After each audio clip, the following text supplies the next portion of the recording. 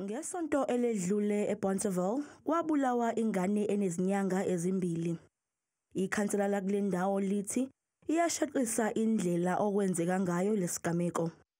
It happened inside a house, just showing the brazen nature of how desperate gangsters are to assume gang territory, to assume gang turf.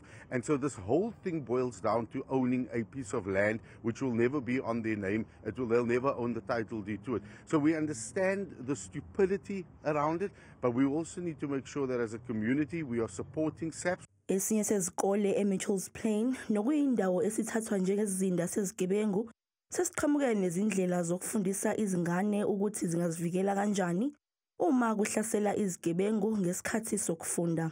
So what happens is when we do a bullet siren, we will ring the whistle 3 times. We will blow it.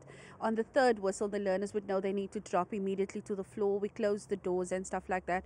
So the teachers, we try and teach them not to create panic because obviously the learners are frantic, you know. So we just try to remain as calm as possible and try and calm the learner down, because after that we need to resume and continue with the lesson as per norm.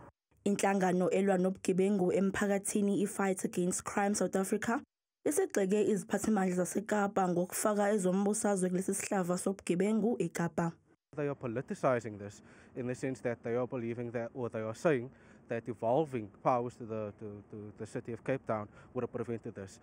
Engqungqutheleni yenhlangano yamaphoyisa emhlabeni iInterpol eKapa, ungqongqoshe wamaphoyisa obambile uxwayise amaqembu emgulukudu ahlalisela ubhojozi abantu eWestern Cape.